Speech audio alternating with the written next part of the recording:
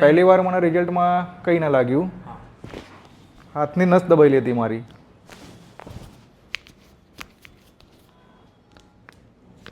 સિંગ ક્યાંથી આવો તમે? ગુમાબોપલ. અને અહીંયા શેના માટે આવ્યા હતા? મારા હાથમાં તકલીફ હતી. ઘણી જગ્યાએ ટ્રાય કર્યું, એક્સરે પડાયા, હોસ્પિટલમાં ગયો, પણ કોઈ રિઝલ્ટ ના. હાથની નસ દબાયેલી હતી મારી.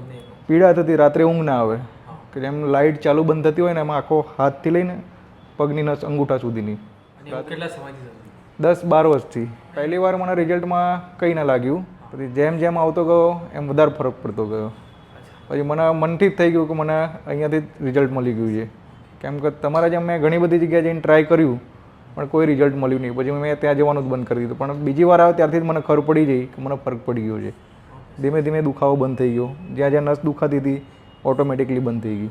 તો હવે 7 સેશન પછી શું હાલત છે આમ કમ્પ્લીટ? પહેલાં કરતાં તો અત્યારે તો એમ કહેવાય કે 0%. પહેલાં કરતાં તો આમાં બધા દુખાવા બંધ થઈ ગયા આખા શરીરના. પગ આમ ટર્ન મારીને બેસી શકાય, ના પલાઠી વારીને કંઈ ના થાય. આમ નમવું હોય તો મારે વિચાર કરવો પડે કેમ કે આખી નસ ખેંચાતી હતી મારે. અને અત્યારે તો હું કંઈ બી લઈ શકું, પલાઠી વારીને બેસી શકું, જમી શકું.